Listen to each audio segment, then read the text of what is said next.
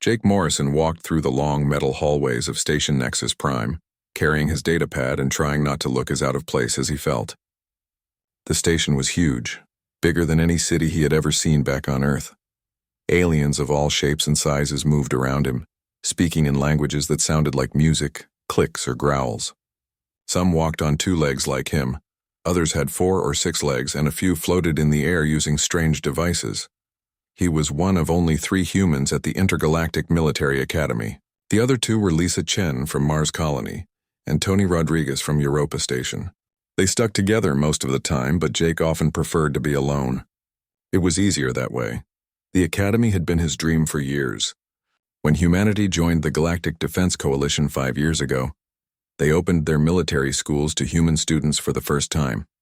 Jake had worked hard to get here, scoring high on all the tests and training exercises. His teachers on Earth said he had natural talent for military strategy and combat. But being here was different from what he expected. Most of the alien students treated humans like they were cute pets or interesting experiments. The teachers were polite but clearly thought humans were too weak and slow to be real soldiers. They let humans attend classes, but nobody expected them to actually succeed in real combat situations. Jake reached the classroom for advanced tactical warfare and stopped at the door. Through the clear wall, he could see the other students already seated. There were tall, blue-skinned Zephyrians with their proud faces and sharp minds. The gray, four-eyed Valkyrians who thought they knew everything. Huge, rock-like Corvins who could crush a human with one hand. Dozens of other species, all of them bigger, stronger, or smarter than humans in some way. He took a deep breath and walked inside. As usual, conversation stopped for a moment as aliens noticed him. Some stared with curiosity. Others seemed annoyed that a human was in their advanced class. Jake had learned to ignore the looks and whispers. He found his usual seat in the back corner and sat down quietly. Admiral Korth entered the room a few minutes later. The Valkyrian instructor was old even by his species standards, with gray skin and 4 dark eyes that never seemed to miss anything. He had fought in wars across the galaxy for over 200 years. His uniform was covered with medals and ribbons that Jake did not recognize. Today we will study one of the most important battles in recent Coalition history, Admiral Korth announced in his deep, rumbling voice. The Battle of Kepler Station, fought 5 years ago against the Hive Collective. Jake shifted in his seat. Something about that name made him uncomfortable, though he could not remember why. 5 years ago seemed like a long time, but also strangely familiar. Admiral Korth activated the large holographic display in the center of the room. A 3-dimensional map appeared, showing a space station surrounded by enemy ships. The Hive Collective launched a surprise attack on Kepler Station, one of our most important research facilities. The station's defenses were not prepared for such a large assault. The display showed red dots representing enemy ships surrounding the blue dot of the station. More red dots kept appearing, showing how the Hive forces grew stronger while the Coalition defenders grew weaker. The battle lasted for 6 days. The Admiral continued. Coalition forces were losing badly. Many ships were destroyed, and the station's shields were failing. Command was ready to order a retreat and abandon Kepler Station to the enemy. A Zephyrian student named Vex raised her hand. Admiral, how did the Coalition avoid defeat? Our history texts say this battle was a turning point in the war. Admiral Korth's 4 eyes seemed to glow with interest. That is the mystery, Cadet Vex. In the final hours of the battle, when all seemed lost, an unknown warrior appeared. This individual single-handedly destroyed 3 Hive destroyer ships and somehow rallied the remaining Coalition forces to victory. Jake felt his heart beating faster. The room seemed to be getting smaller and his hands felt cold and sweaty. He tried to focus on the Admiral's words, but they sounded distant and strange. The identity of this warrior has remained classified for 5 years, Admiral Korth continued. What we do know is that this person showed tactical abilities beyond anything our best strategists had seen before. The combat footage from that day is still studied by military experts across the galaxy. A Corvin student, built like a living boulder, spoke up. What species was this warrior, Admiral? Surely it was one of the elder races with advanced combat training. Admiral Korth paused and looked around the room. Surprisingly, no. The warrior was human. The room filled with surprised whispers and sounds.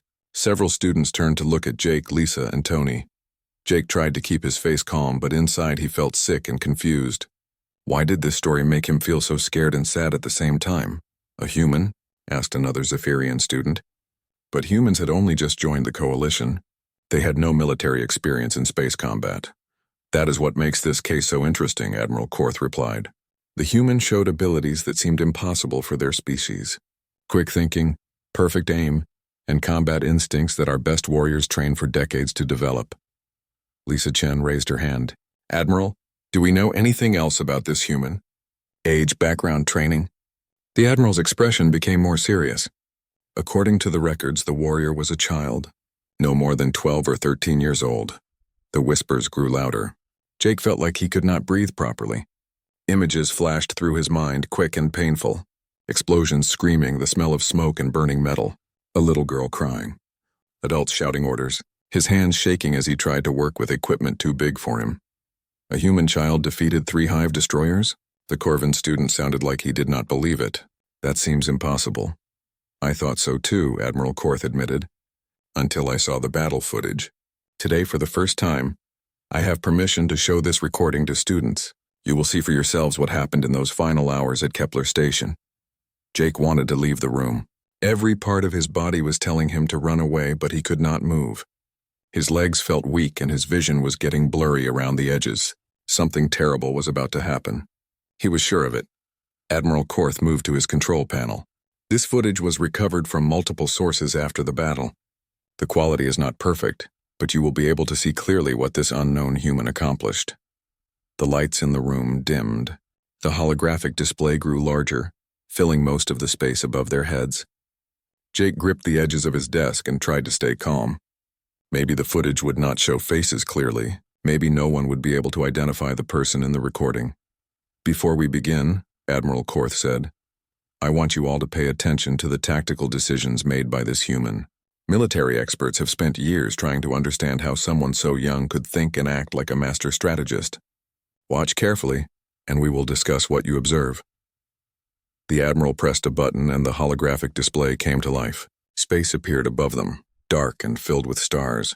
In the distance, Jake could see Kepler Station, its lights flickering as explosions bloomed around it like deadly flowers.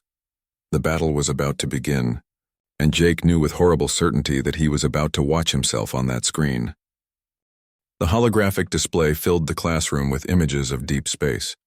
Kepler Station floated in the darkness like a giant metal flower, its many arms and sections spreading out from a central hub. Around it, small lights moved in chaotic patterns as coalition ships fought desperately against the attacking hive forces. Jake watched the display with growing dread. The station looked exactly like he remembered it, down to the damaged solar panels on Section 7 and the emergency lights flashing along the main docking arms. His hands gripped his desk so tightly that his knuckles turned white. The recording showed the battle from multiple camera angles. Hive ships moved like black insects against the stars, their weapons firing bright purple beams that cut through coalition vessels like knives through paper. The coalition forces were clearly losing. Ships exploded in silent bursts of flame and metal debris. Admiral Korth pointed to different parts of the display as he spoke. Notice how the hive forces have surrounded the station completely. The coalition fleet tried to maintain a defensive perimeter, but they were outnumbered 3-1. A Zephyrian student leaned forward in her seat. Admiral, where are the station's main defense guns? Surely a research facility would have heavy weapons. They were destroyed in the first wave of attacks, Admiral Korth replied. The hive targeted them specifically. Within 2 hours of the battle starting, Kepler Station had almost no way to defend itself. Jake felt sick as he watched familiar scenes play out above him. He remembered hiding in the emergency shelter with other survivors, listening to the explosions getting closer and closer. He remembered the fear in everyone's voices as they realized help was not coming fast enough. The recording shifted to show the inside of the station. Emergency lights cast everything in red shadows. People ran through corridors carrying wounded soldiers and trying to repair damaged systems. Jake saw faces he recognized, people who had worked with his parents before they died in the attack. The situation inside the station was desperate, Admiral Korth continued. Most of the adult defenders were dead or injured. The remaining survivors had barricaded themselves in the central sections and were waiting for evacuation ships that might never come. On the display, the battle continued to go badly for the coalition. More ships exploded. The hive forces moved closer to the station, preparing for their final assault. It looked hopeless. Then something changed. A new camera angle appeared on the display, showing the station's secondary control room. Jake's breath caught in his throat. He knew that room. He had spent hours there during the battle, working with equipment he barely understood while adults lay dying around him. The camera showed a figure moving through the control room, small and quick. The person wore a damaged coalition uniform that was much too big, and a helmet that covered most of their face. But Jake could see enough to know the truth that made his heart race with panic. That was him, 5 years younger, smaller, and covered in dust and blood, but definitely him. Here we see the first appearance of our unknown warrior, Admiral Korth said, zooming the display to focus on the small figure. Notice how young this person appears to be. Military experts estimate no more than 12 or 13 years old. The recording showed the young Jake working frantically at computer terminals, his small hands flying over controls designed for adults. He moved with purpose and skill that seemed impossible for someone his age. Within minutes, he had restored power to several sections of the station and activated backup defense systems that had been offline. Lisa Chen glanced at Jake with a confused expression. She had noticed how pale he had become and how his hands were shaking. "Are you okay?" she whispered. Jake could not answer. He was trapped in his seat, forced to watch his own memories play out in front of 200 alien students. The recording showed him doing things he had tried to forget for 5 years. On the display, the young Jake left the control room and ran through damaged corridors toward the station's fighter bay. The camera followed him as he climbed into a small coalition fighter that was missing half its armor plating. The ship should not have been able to fly, but somehow he got it started. "This is where the battle truly turns," Admiral Korth announced. "Watch carefully as this young human begins a series of tactical maneuvers that military strategists still study today." The view shifted to external cameras as the damaged fighter launched from the station. Jake watched himself pilot the broken ship through a field of debris and enemy fire with impossible skill. He remembered how terrified he had been, but on the screen he looked calm and focused. The young Jake flew his fighter straight toward the largest Hive destroyer, weaving between its defensive weapons with moves that should have been impossible for someone his age. As he got closer, the recording showed him doing something that made the alien students gasp in surprise. Instead of firing the ship's weapons, the young Jake had somehow jury-rigged the fighter's power core to overload. He flew the ship directly into the destroyer's main reactor and ejected at the last second, letting the fighter's explosion tear the huge enemy ship apart from the inside. "Incredible," whispered a Corvin student. "The tactical thinking required for such a maneuver. How could a child plan something so complex under such pressure?" Jake remembered that moment perfectly. He remembered calculating the exact timing needed to escape the explosion, and how he had felt strangely calm even though he was probably going to die. It had not felt like thinking at all. His mind had just known what to do. The recording continued. It showed the young Jake being picked up by a coalition rescue pod, then somehow convincing the adult soldiers to follow his battle plans. Within an hour, he was coordinating attacks by multiple ships, directing their movements with the skill of a veteran commander. The alien students watched in amazement as the tide of battle began to turn. Following the young human's directions, coalition forces managed to destroy 2 more Hive destroyers and force the rest of the enemy fleet to retreat. What had seemed like certain defeat became an unlikely victory. Admiral Korth paused the recording just as the young Jake was climbing out of another damaged ship. Even through the helmet and battle gear, his face was partially visible in profile. The battle records show that this unknown human continued fighting for another 18 hours, leading multiple successful attacks against Hive positions throughout the system. Jake felt like he was going to be sick. Around him, alien students were whispering excitedly about what they had seen. The Zephyrians, who prided themselves on being the best tactical thinkers in the galaxy, looked stunned by the young human's abilities. The final phase of the battle shows even more remarkable feats, Admiral Korth continued. This human somehow coordinated the rescue of over 300 station personnel while simultaneously directing a counterattack that drove the Hive forces completely out of the system. The recording showed more scenes of the battle. Jake saw himself as others had seen him that day, a small figure in oversized armor accomplishing impossible things. He remembered being exhausted and scared, but to everyone else he had looked like a military genius. Lisa Chen was staring at him now with a worried expression. She had noticed how he was reacting to the footage, and Jake could tell she was starting to put pieces together in her mind. Admiral Korth moved to his control panel. For years, military experts have wondered about the identity of this warrior. The coalition kept the information classified to protect this person's privacy, but today, with new facial recognition technology, we might finally be able to solve this mystery. Jake felt his heart stop. This was the moment he had been dreading. His secret was about to be revealed to everyone. Computer, Admiral Korth commanded, run facial recognition analysis on the subject in the battle footage, cross-reference with current Academy enrollment records. The silence in the room was complete. Jake could hear his own heartbeat pounding in his ears as the computer processed the request. Around him, 200 alien faces waited for the answer that would change everything. The computer's processing lights blinked steadily as it analyzed the battle footage.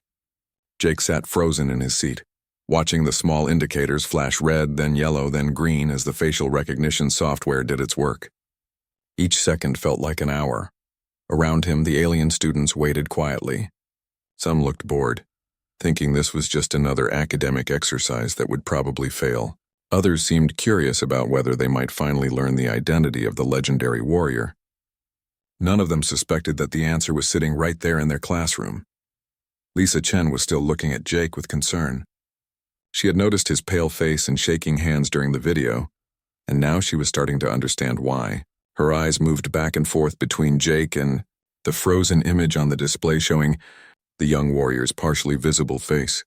Admiral Korth stood beside his control panel, with his 4 eyes fixed on the processing display. As a Valkyrian, he had excellent memory and pattern recognition abilities.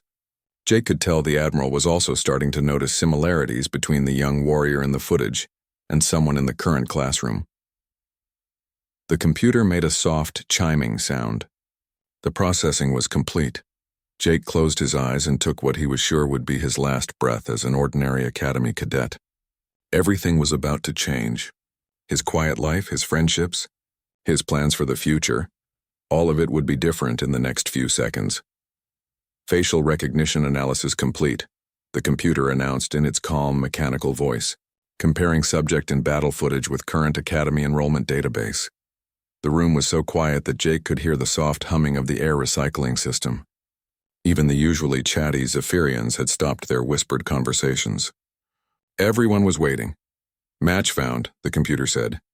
Jake felt his stomach drop like he was falling off a cliff. Subject identification: Morrison, Jake, species, human. Current status, Academy cadet.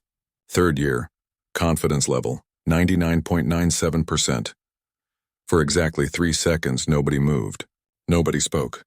Nobody even seemed to breathe. Jake had learned to count time very precisely during combat situations, and he used that skill now to measure the silence that followed the computer's announcement. 3 seconds of absolute stillness, as if the entire room had been frozen in time. Then everything exploded into chaos.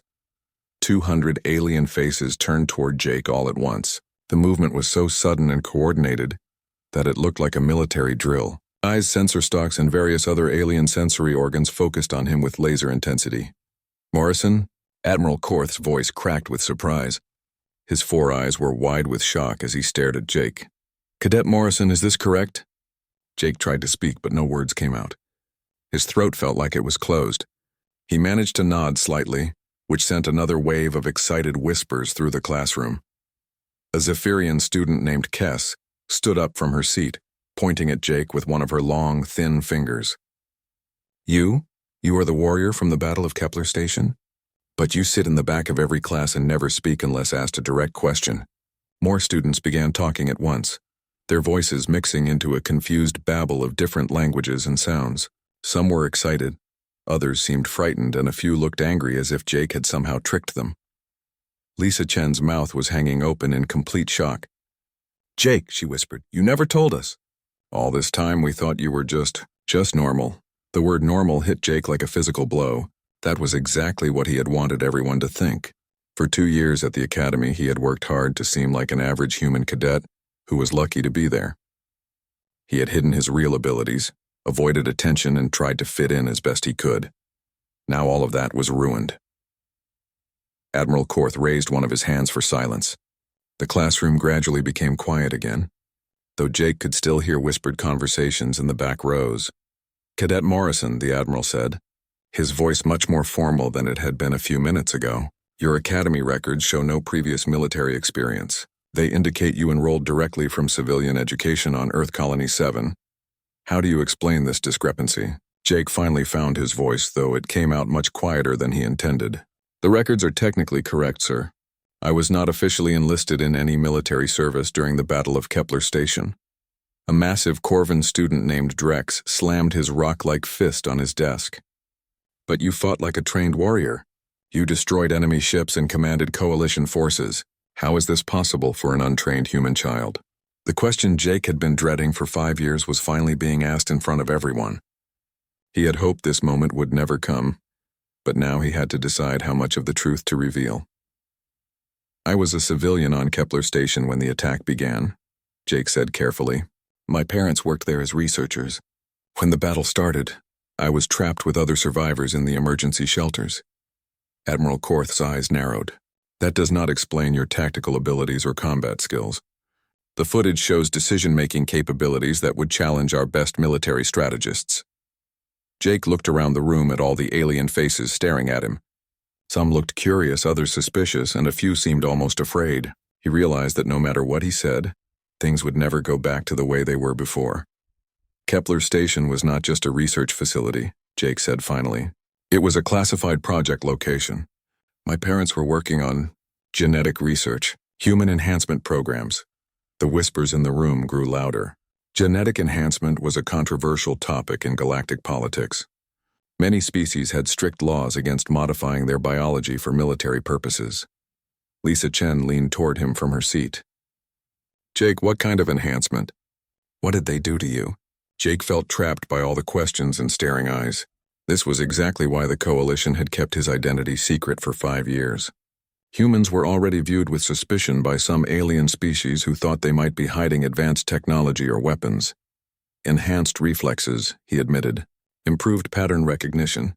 Better coordination between my brain and nervous system. The changes were designed to help humans survive in combat situations where other species had natural advantages." A Valkyrian student hissed through her breathing tubes. "You mean humans have been creating super soldiers? How many others like you exist?" "I don't know," Jake answered honestly. "The research station was destroyed during the battle. All the records were lost. I might be the only one." Admiral Korth was quiet for a long moment, processing this information.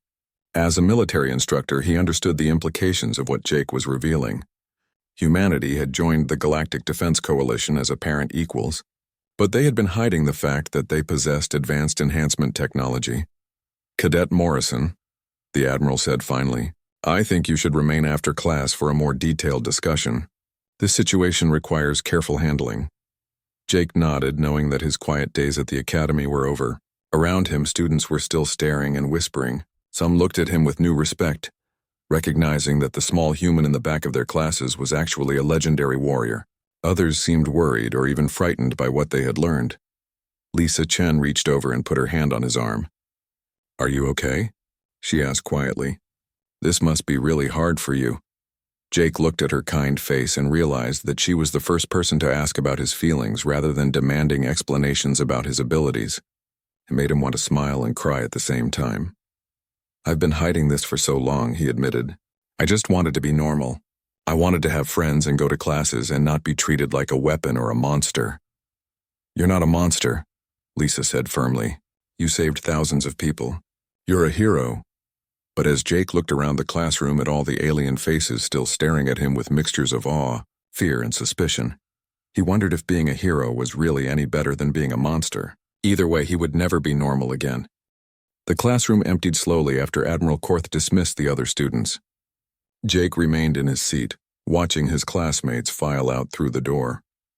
Some of them stared at him as they left, while others deliberately avoided looking in his direction. The Zephyrians whispered among themselves in their musical language, probably discussing what they had just learned. The Corvans moved past him with heavy footsteps that shook the floor. Lisa Chen paused at his desk before leaving. "I'll wait for you outside," she said quietly. "We can talk later if you want." Jake nodded gratefully. Having at least one friend who still treated him normally meant more than he could express. When the last student had gone, Admiral Korth sealed the classroom door and activated privacy shields that would prevent anyone from listening to their conversation. The Valkyrian instructor moved his chair closer to Jake's desk and sat down, his 4 dark eyes studying Jake's face carefully. "Now then, Cadet Morrison," Admiral Korth began, "I think we need to have a much more detailed conversation about your background. Your official academy records are clearly incomplete." Jake took a deep breath. He had been dreading this moment for 2 years, but now that it was happening, he felt almost relieved. Keeping secrets was exhausting. "What do you want to know, sir?" Jake asked. "Let us start with the basics," Admiral Korth replied. "You said your parents were researchers on Kepler Station. What exactly were they researching?"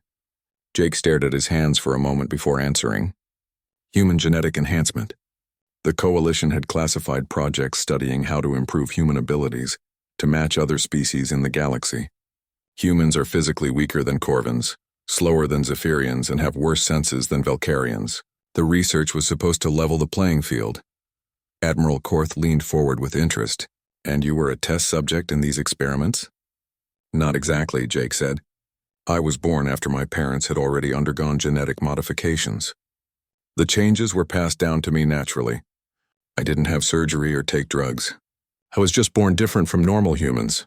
The Admiral's 4 eyes widened slightly. "You mean the enhancements are hereditary? This suggests a much more advanced program than I initially thought." Jake nodded. "My parents said the goal was to create a new generation of humans who could compete with alien species in military and scientific fields. But the project was highly classified.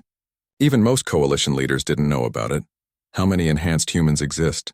Admiral Korth asked. "I honestly don't know," Jake replied. There were several research stations working on similar projects. Kepler Station had about 40 families involved in the program. When the hive attacked, most of the adults were killed and the research data was destroyed to prevent it from falling into enemy hands. Admiral Korth was quiet for a moment, processing this information. "The battle footage shows abilities that go far beyond simple physical enhancement. Your tactical decisions and strategic thinking were extraordinary." "How do you explain that?" This was the question Jake had hoped to avoid. The truth was more complicated and potentially more frightening than simple genetic modification. "The enhancements weren't just physical," he admitted. "They affected my brain as well. Pattern recognition, processing speed, memory formation. Under stress, my mind works differently than a normal human's." "Different how?" the Admiral pressed. Jake struggled to find the right words. "It's like time slows down and I can see all the possible outcomes of different actions. I can calculate probabilities and tactical advantages almost instantly. During the battle at Kepler Station, it felt like I was watching the fight from outside my own body, choosing the best moves from a list of options." Admiral Korth sat back in his chair, clearly disturbed by what he was hearing. "You're describing capabilities that sound almost artificial, like a computer rather than a biological brain." "Maybe that's not far from the truth," Jake said quietly. "My parents used to say that the line between biological and artificial intelligence was not as clear as most people thought."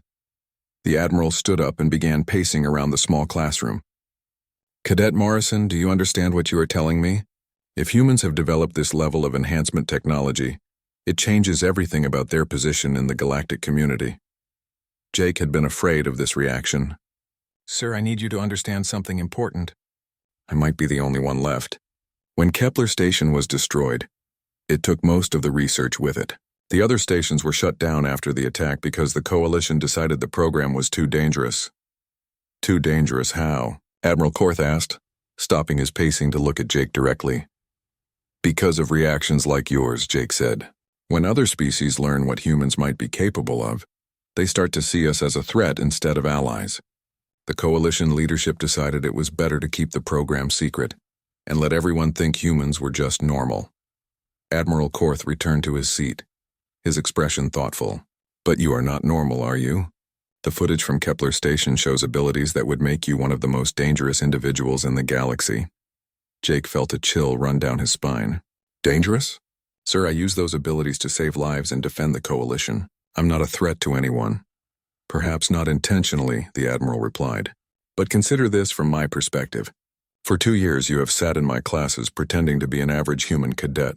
You have hidden abilities that could revolutionize military strategy and combat effectiveness. What else might humans be hiding? The question hung in the air between them like an accusation. Jake realized that this conversation was about much more than his personal secret. Admiral Korth was now questioning whether humanity could be trusted as allies in the galactic community. "Admiral," Jake said carefully, "I hid my abilities because I wanted to have a normal life. I didn't want to be treated like a weapon or studied like a laboratory experiment. Can you understand that?" Admiral Korth's expression softened slightly. "I can understand the desire for normalcy. But you must realize that this situation extends far beyond your personal preferences. If enhanced humans exist, the Coalition Military Command needs to know about it." Jake felt trapped. "What happens to me now?" "That depends on several factors," the Admiral replied. "First, I need to report this situation to my superiors.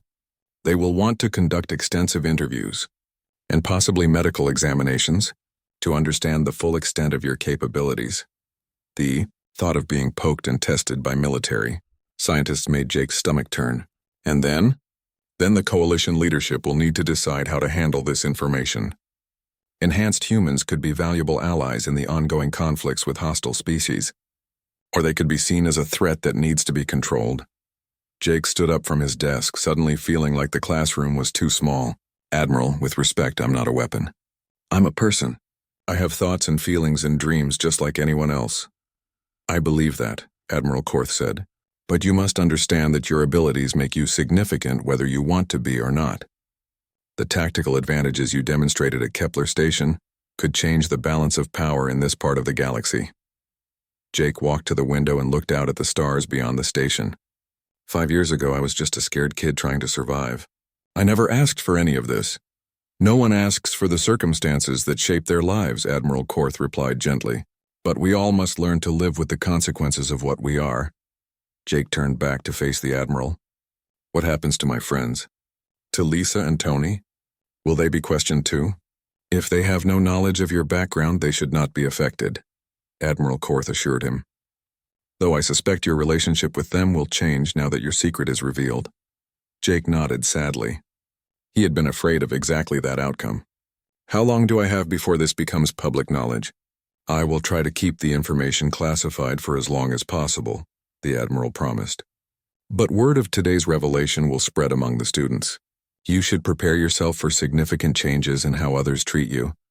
Jake felt exhausted suddenly, as if all the energy had drained out of his body. For 2 years, he had worked so hard to be normal, to fit in, to have the kind of friendships and experiences that other young people enjoyed. Now all of that was over. "Admiral," he said quietly, "I know you have to report this, but please remember that I'm still just Jake Morrison. I'm still the same person who sat in the back of your classroom and tried to learn about military history. The only thing that's changed is what other people know about me." Admiral Korth nodded slowly. "I will remember that, Cadet Morrison, and I will do my best to ensure that others remember it as well." Jake walked through the corridors of Station Nexus Prime 3 days after his secret had been revealed, and everything was different. Students who had never noticed him before now stopped their conversations when he passed by. Some stared openly, others whispered to their friends, and a few actually moved out of his way as if he might be dangerous. The news had spread through the academy faster than Jake thought possible. By the next morning, every student and instructor knew that the quiet human cadet in the back of Admiral Korth's class was actually the legendary warrior from the Battle of Kepler Station. Jake reached his usual spot in the cafeteria and sat down alone with his food tray. The large dining hall was filled with hundreds of alien students eating their various meals and talking in dozens of different languages. But now there was a circle of empty tables around where Jake sat, as if other students were afraid to get too close to him. He had been eating alone for 3 days now. Even Tony Rodriguez, the other human cadet from Europa Station, had started avoiding him.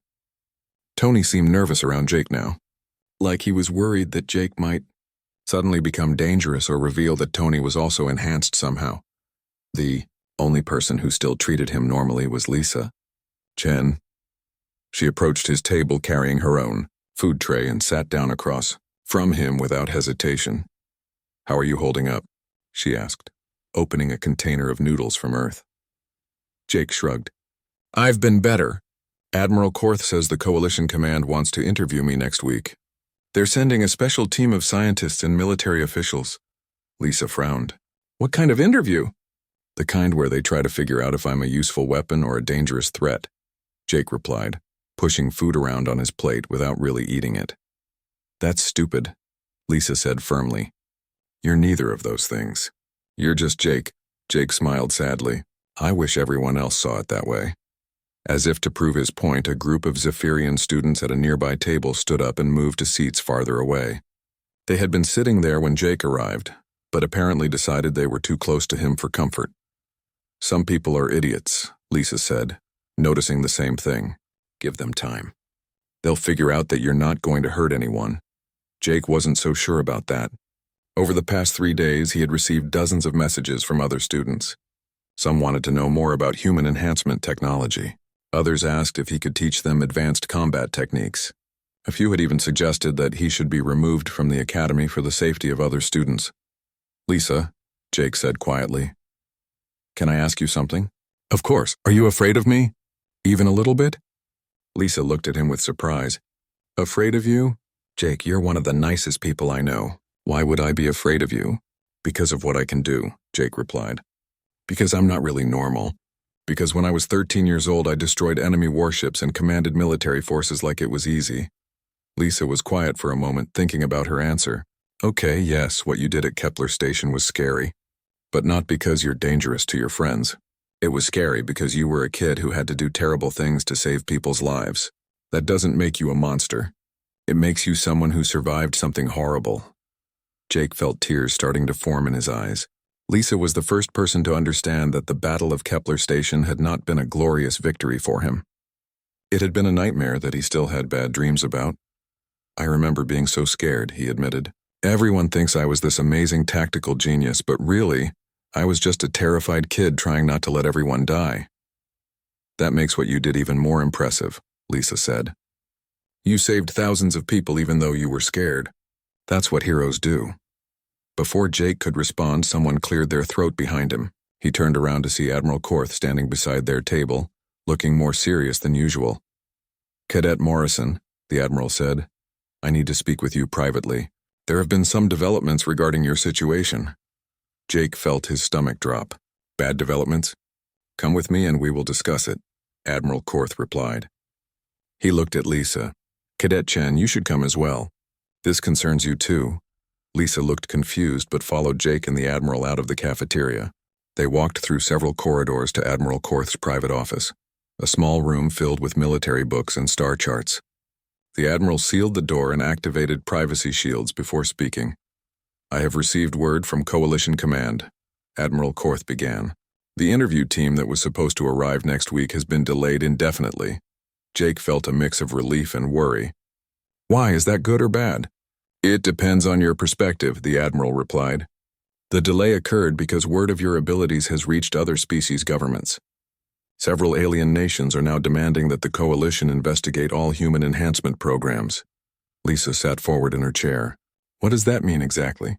It means that this situation has become a major diplomatic crisis, Admiral Korth explained. Some species are claiming that humanity has been hiding advanced military technology in violation of Coalition treaties. Others are demanding access to human enhancement techniques for their own populations. Jake felt sick. This is exactly what I was afraid would happen. Now everyone thinks humans are trying to trick the galaxy or become some kind of super race. Admiral Korth nodded grimly. Unfortunately, your fears were well-founded. The situation has become much larger than just one enhanced human cadet. What happens now? Lisa asked. That is still being decided, the Admiral replied. But I can tell you that Jake's status at the Academy is secure for now. Coalition Command has decided that removing him would only create more suspicion and controversy. Jake felt a small measure of relief. So I can stay and finish my education? Yes, but your life here will not be the same as before, Admiral Korth warned. You will likely be assigned additional security protection. Your communications will be monitored, and you will probably be asked to participate in various military research projects. Research projects? Jake asked with concern. Nothing harmful, the Admiral assured him quickly. But military strategists want to study your tactical thinking methods. They hope to develop new training programs based on how your enhanced mind approaches combat situations. Lisa looked angry. So they want to use him as a laboratory specimen? They want to learn from him, Admiral Korth corrected. There's a difference, though. I understand why that distinction might not provide much comfort. Jake leaned back in his chair, feeling overwhelmed by everything that was happening. 3 days ago, his biggest worry had been passing his advanced engineering exam. Now he was at the center of a galactic diplomatic crisis. Admiral, he said finally, what would you do if you were in my position? Admiral Korth considered the question carefully. I would try to use this situation to help others. You have abilities that could save lives and protect innocent people. Instead of seeing your enhancements as a burden, perhaps you could view them as an opportunity to make a positive difference. But I just want to be normal, Jake said. I want to have friends and go to classes and maybe become a regular coalition officer someday. Normal is not always an option, the Admiral replied gently. But useful, respected, and valued certainly are. You could become one of the most important military advisors in coalition history.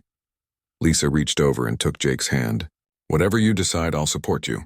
And I know that deep down you're still the same person who helped me with my physics homework last month. Jake squeezed her hand gratefully.